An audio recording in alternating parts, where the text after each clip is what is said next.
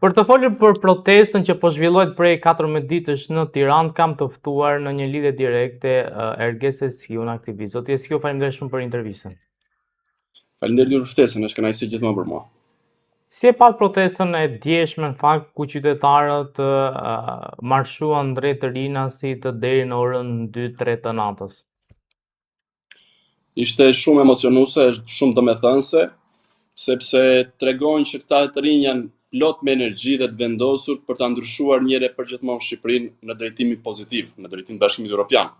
Pra janë të lodhur edhe nga 35 viteve që kemi duruar, kemi pritur, pavarësisht se këta janë Gen Z që janë të lindur nga ne dhe shtata e këtej, por shohin që prej 13 vitesh qeveria e Edi Ramës nuk ka bajtur asnjë premtim.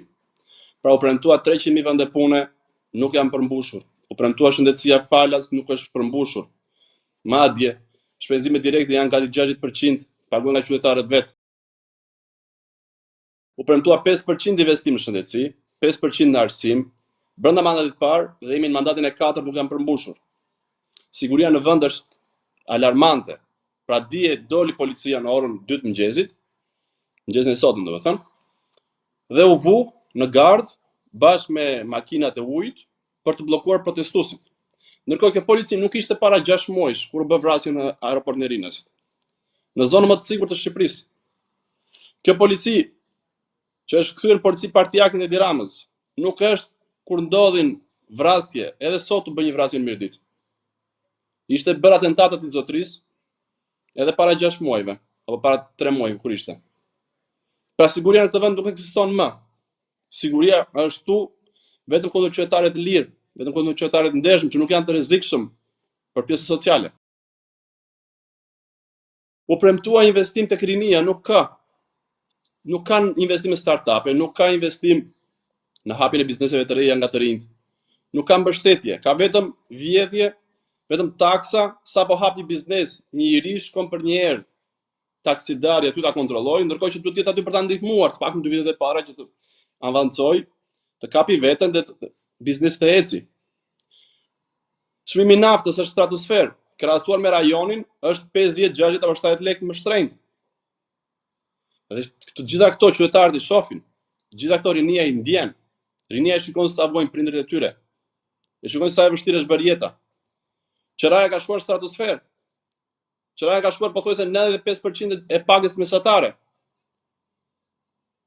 Sa po vjen fundi muajit, të gjithë të rinjt presin kur do marrin rrogën, që të paguajnë qeran, që të paguajnë dritat, të paguajnë ujin, dhe nuk ngelet asnjë gjë përveç se për të jetuar. Pra kanë bërë këta të rinj 17 vite shkollë dhe jetojnë si sklever. Detyrohen të bëjnë nga 2 punë. Por këta janë sklever modern. Nuk jemi në sistemi sklavopërnar të djeshëm, ku punonin punë të rënda, por sot kanë bërë shkollën dhe punojnë nga 2 punë, dhe nuk kanë kohë për të ndërtojnë familje, nuk kanë kohë të merren me fëmijët e tyre. Nuk kanë kohë të dedikohen fëmijëve të tyre. Nuk kanë kohë të dalin të shijojnë një drek me familjen. Nuk kanë kohë të pushojnë gjatë verës, që është normale, nuk është luks. Njeriu do të punojë të paktën të pushojë të paktën 1 muaj në vit.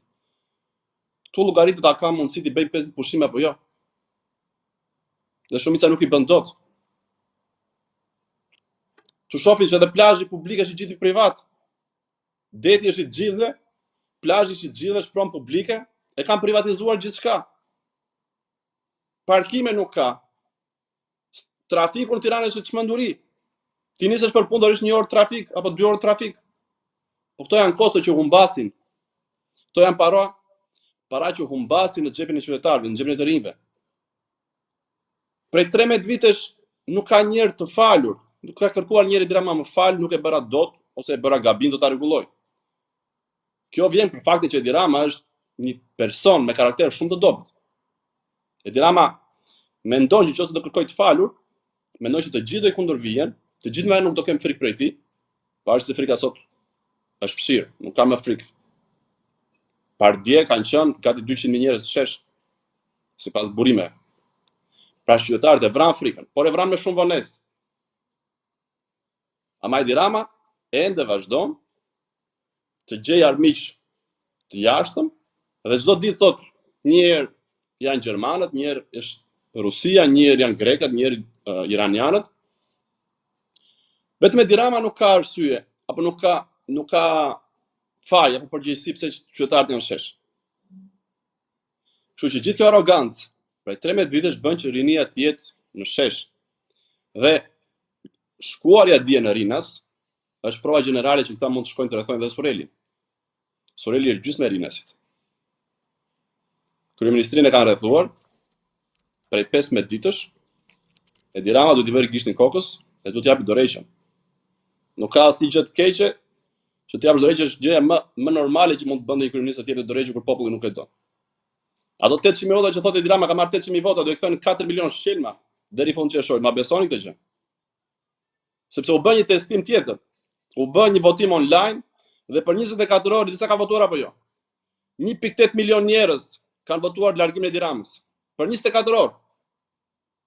Dhe ka bllokuar Edi-Rama atë. Ka ndryrë, ka manipuluar, ka ulur në 400.000 më pas. 280.000. Por shikoni që në gjithë botën shqiptarë po reagojnë, po protestojnë. Është kthyer si një fest kombëtare. Dhe unë kam thënë shpesh, ditën që Edi-Rama do japi dorëheqjen, ditën që Edi-Rama do shkojnë mbrapa ekurave, shqiptarë do festojnë që të gjithë. Unë besoj që ju keni ndjekur nga afër. Në çdo rrugicë të Tiranës, njerëzit përshëndesin nga lokalet, nga shtëpiat. Nuk shikon një fytyrë të mërzitur. Janë të gjithë të emocionuar, të lumtur që rinia po proteston kundër Edi-Ramës, sepse të gjithë duan të çlirohen. E kanë mbajtur me frikë për 13 vite, gjithmonë me atë filozofinë perverse, më mirë të më kem frikë se sa të më duan. Prandaj thash se kërkon asnjë të falur. Por që sot shqiptarët e kanë vrarë frikën. Dhe unë shikoj që në çdo, edhe në blok, që është bastioni i majt, njerëzit janë të lumtur kur shikojnë rinin që proteston. Njerëzit mezi presin largimin e Edi-Ramës, sepse askush nuk ka lindur për të qenë skllav i Edi-Ramës në këtë vend.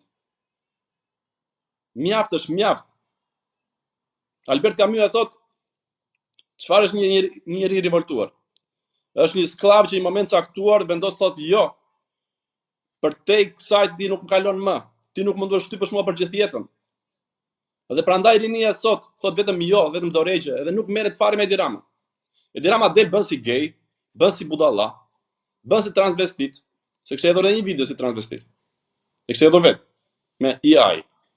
Pra bën gjithçka për të marrë vëmendjen që ti ftoj ata në lojën e vet. Pra ky njeri mendon se mund t'i manipuloj, mendon se mund t'i por realisht gjenerata Z është një brez i cili është rritur me teknologji, por është shumë sintetik në komunikim. Nuk ka qef shumë ligjratat e gjata, e të stërolluara, etj. Është i prerë, është shumë i përmbledhur. 1 dhe 1 bëjnë 2. Mesazhi është i shkurtër, jep dorëheqjen dhe pik. Dhe thash, është i brez që e do veten, është i brez që është rritur në liri, nuk ka frikë. Dhe thot, kërkesa ime është kjo, çfarë do bësh, po apo jo? Nëse ti thua jo, ne do vazhdojmë akoma. Nëse ti thua po, ne mbyllim me kaq edhe krijojmë qeveri teknike, zgjedhim qeveri tjetër. Ky kundërshtar po duket shumë i vështirë për Edi-Ramën. Sepse Edi-Rama është mësuar gjithmonë që ta ftoj kundërshtarin në lojën e vet. Pra të jetë playmakeri apo personi që kontrollon lojën duhet të jetë Edi-Rama. Në këtë rast janë studentët. Janë brezi i ri, është generata Z. Prandaj Edi-Rama gjithmonë më tepër po precipiton. Pra kur ti shkon e thuaj që këtë kremin gratë e përdorin për të lyer fytyrën, po mund të përdorin për ndonjë tjetër. Kjo është një sulm seksist, por që degeneron kryeministrin, sepse çdo njeri që shikon, qoftë edhe me militantin më i thekur i Partisë Socialiste, por shikon kryeministrin në këtë situatë, me këtë shturje goje, i neveritet. Neveritet e vetë thotë, si kam besuar te ky person që është kaq i dobët. Ky ende nuk është kërkuar te Elisa Spiropalin sepse është i dobët. Dije doli Mariana Koçeku, është për të vlerësuar, sepse është një gjest i kërkesës ose i nevojës për të qenë i lirë. Normalisht deputeta do duhet të kërkonte të falur për çfarë ka bërë, që ka mbështetur ligjin e shumëgjinive, që është shkatrimi i familjes e shkatrimi i fëmijës, do të kërkonte të falur që ka mbështetur vetë Partia Socialiste, ka votuar kundër SPAK-ut për arrestimin e Belinda Ballukut. por gjithsesi është një veprim që vjen për këtyre protestave dhe tregon që socialistët po reagojnë. Dhe Edi Rama, thash, është shumë ngushtë në këtë situatë.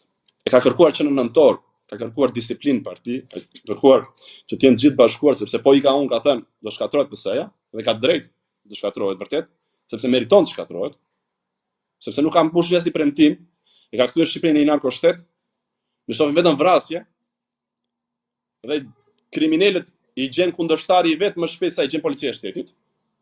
Pas 10 vitesh Mojsia Bilaj, që bënte plazh në Borsh, u arrestua. 10 vite për të arrestuar një person që mbush Italinë me drogë. Pra këtu policia vetëm kur partnerët ndërkombëtar vën një kriter të fortë ose një kusht të fortë, të pak ngocjueshëm, atëherë vepron. Për ti. Zoti Eskiu, Po. besoni që pas Mariana Koçekut mund ketë edhe deputet të tjerë që do dezertojnë nga Partia Socialiste? E besoj, jam i bindur për të gjë që do ketë, sepse e o përmenda Elisa Spiropalin, prandaj nuk e shkarkoj dot. Sepse do vinë ndë efekti zinxhir. Pra i tha, do të përjashtoj, tha, falë jo shkarkim, përjashtim. Po fole prap, po më bëre çarçaf, do të përjashtoj. Më përjashtoj, tha ajo. Nuk e bëri dot. E ka aty akoma. Sepse e di që nëse do përjashtonte Spiropalin, do vinte një efekt zinxhir tek tjerët. Do jepte një kundërveprim. Prandaj Edi Rama është i zënë ngushtë. Edhe Belinda Balluku. Te mikrofoni protestuesve ka hyrë Belinda Balluku, që është presion direkt nga Edi Ramës, po më le të marr me vete. Pra ka njerëz aty që thonë jo Belinda në burg, Berisha në burg, ku shkojnë qytetarë të thjeshtë, qytetarë që marrin mikrofonin dhe kërkojnë Rama burg, Belinda burg. Janë njerëz të Belindës aty që kontrollojnë mikrofonin dhe thonë jo Belinda në burg. Pra duket sikur është e çuditshme që si ka mundësi që pushteti është kundër pushtetit, por realisht është luftë njëri me tjetrin. Askush nuk e do askënd aty. Të gjithë duan të hanë kokën njëri tjetrit. Dhe Belinda bën presion ndaj Edi Ramës, i thotë, unë të marr me vete. Nëse të bie ti, do bie edhe unë. Po shpëtoj do shpëtoj edhe unë. Por unë pa ty nuk shkoj në burg. Pra, këta njerëz kanë vjedhur aq shumë, nuk kanë empati për askënd, kanë vetëm nevojë për pushtet dhe për para. Por tani po han kokën e njëri tjetrit. Dhe thash, edhe një herë, duket që PS-ja po reagon, nuk është vetëm Elisa Spiropali pa Mariana Koçeku. Ka dhe senator të Partisë Socialiste aty që kanë thënë jo, për shembull zonja Artadati nuk e pranoi medalin. Zoti Arben Malaj nuk e pranoi medalin e Edi Ramës. Ditmir Bushati reagon. Petro Koçi reagoi. Pavarësisht se konsideratat e mia për ta nuk janë pozitive. Por ka një reflektim, ka shenja të qarta që në PS gjërat kanë lëvizur edhe do të lëvizin më shpejt në vazhdim. Zoti Eskiu, ju bëri përshtypje që në një kohë në Shqipëri po bëheshin protesta të fuqishme të qytetarëve. Në Gjermani Elisa Spiropali takonte deputet të Bundestagut. Po. Domethënë, unë kam thënë, mos gaboj që në nëntor që ka pasi lëvizje që përson ta merrte Elisa Spiropali. Prandaj edhe Rama nuk e preshton të Elisën, sepse Elisa është personi që vazhdon akoma të flasë anglisht. Vazhdon akoma të flasë gjuhë huaj. Prandaj ishte ai përjashtimi i Elisës nga kabineti qeveritar. Sepse ishte propozimi që le të vazhdoj Partia Socialiste ta drejtojë Shqipërinë deri në 2029, por jo me Edi Ramën, me Elisa Spiropali. Edi Rama nuk e pranoi këtë gjë, i kërcënoi, ta ju shkatroi, ju sakatoi, tha. Nuk ka qeveri socialiste pa mua kryeministër. Nga ana tjetër kam thënë këtë gjë që Elisa në shkrimin e parë që bëri pas u përjashtua i tha në mes rreshtash Edi Ramës, pra një sy i vëmendshëm me kap, ti dhe Belinda do dilni nga politika, ndërsa unë do vazhdoj në opozitë me Partinë Socialiste, sepse plani i parë nuk u realizua, që të ndëroi Rama me Elisën. Kështu që kontaktet akoma të vazhdueshme të Elisës janë kokçarje shumë e madhe për Edi Ramën, por edhe tregues që me gjaz Partia Socialiste do të përfundojë në duart e Elisës. Nuk do të jetë kaq e forca që është, pa diskutim, por që këto janë shenjat.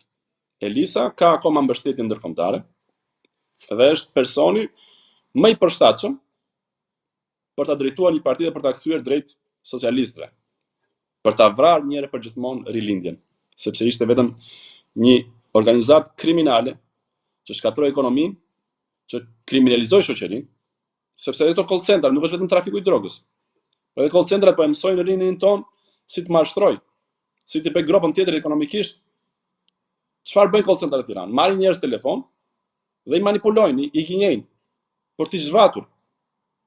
Pra, edhe trafiku i drogës, edhe call centrat janë organizata kriminale që po dëmtojnë shoqërinë shqiptare, ta njerëz po mësojnë si të bëjnë dëm, si të vjedhin, si të grabisin qytetarët.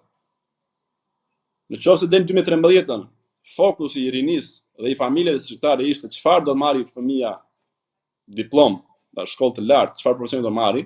Zotëskiu, si e keni parë SPAK-un, si qëndron SPAK-u në këtë protest, pasi patëm dhe një goditje të fundit ku arrestuan ose u shpallën në sak në kërkim, pra u lëshuan fleta arreste për 2 biznesmen të njohur, zotin Ilir Shtufi dhe Artur Shehu. Shikoj, pavarësisht se janë zhvillime pozitive, por nuk janë zhvillime që më ngrojnë tash. Duhet vinë agjensitë ligjzbatuese të huaja që SPAK-u të veprojë. Është një lëvizje, sepse nuk janë vetëm 2 emra, janë emra të tjerë që kanë pas kontrollin banesash, dhe unë jam pro një drejtësie të pavarur, pra kush ka bërë manipulime tokat, kush ka bërë pastrim paraje, kush ka bërë evazion fiskal, le të shkojmë brapa hekurave, sepse unë i pagoj taksat të shteti 1/1. Kështu që duhet të pagoj që të gjithë. Por SPAK-u është shumë i ngadalt. Edhe jam shumë i zgënjur që nga nëntori deri më sot ende nuk ka shkuar mandati i dytë i arrestit për zonin Palluku. Ende nuk është marrë diramaneti. Edhe këto flet arrestet, nëse do ekzekutohen, nëse do të shkojë deri në fund, do e marrë vlerësimin tim personal. Por deri më sot unë jam skeptik. Domethënë, kemi parë shumë arrestime apo flet arresti, se arrestime ka pas shumë pak, por flet arresti kemi parë shumë. Konfiskim pasurie kemi parë disa, por këto janë rikthyer prapë. Pra nëse ti bën sot konfiskim pasurie, edhe ja jep pas 6 muajsh apo pas një viti kur ka kaluar e gjithë turbullira apo e gjithë ky zjarmi i madh, kjo nuk ka vlerë. Sepse ti po ja certifikon. Nëse ti ja konfiskon pasurinë një herë dhe ja kthen pas një viti apo pas 6 muajsh, ja ke certifikuar. Pra ke jetuar, ka dalë që ka qenë në rregull, pavarësisht se ke menduar që ka qenë gabim, dhe vazhdojmë jetën përpara. Nëse SPAK-u do të veprojë me forcë, nëse gjykata speciale e vlerëson të drejtë, këto pasuri të kthehen shqiptarëve sepse janë pasuri e shqiptarëve mbi të gjithë. Ndërsa, nëse vazhdon thjesht siç ka vazhduar deri më sot, nuk jam fare optimist. Fakt është folur edhe për një kontroll banese dhe marrje të celularit të biznesmenit Samir Mame. Po, e kam lexuar, prandaj thash që çdo person që mund të ketë bërë evazion fiskal, çdo person që mund të jetë lidhur me krimin e organizuar apo të ketë bërë pastrim paraje, le të shkojmë brapa hekurave. Domethënë, nuk ka edhe nuk do të ketë askush askë mbi ligjin. Në qoftë se thash ka hetim serioz të pavarur, rigoroz, domethënë, le të shkojë çdo kush mbrapa hekurave. Ne pagojmë taksat, ne duam një Shqipëri ku të gjithë janë të barabartë dhe jo njëri i nënës e tjetri i njerëkës. Kështu që le të presim, por nuk më ngros SPAK-u deri më sot, me sinqeritet ta them. SPAK-u deri më sot, për sa kohë nuk po godet pushtetin, mbetet ose do të jetë një maraton shumë e gjatë që shqiptarët nuk kanë kohë të presin. Pra nëse ti sot po heton 2 biznesmen apo kërkon mandat arresti për Artur Shehun, i cili e ka mandat në arrestit, e ka një mandat arresti sa di unë, por që nuk arrestohet sepse është në azil politik Shtetet Bashkuara të Amerikës. Dhe situata do vazhdoj të shtrihet në kohë, pastaj nesër një tjetër, sepse kështu ishte edhe për Pëllum Gjokën, por arrestuan mbasi kaluan zgjedhjet. Pra nëse do marrësh vendime të cilat nuk dëmtojnë pushtetin, Rama do vazhdojë të mbretërojë e shqiptarët do largohen nga ky vend. Nëse pastaj hetimet nuk janë vetëm ato që kërkojnë nga partnerët ndërkombëtar, që thonë këtu, stop, kjo do ekzekutuar, atëherë po mund të kemi shpresë. Zoti Eskiu, faleminderit shumë për intervistën, ishte kënaqësi. Faleminderit juve.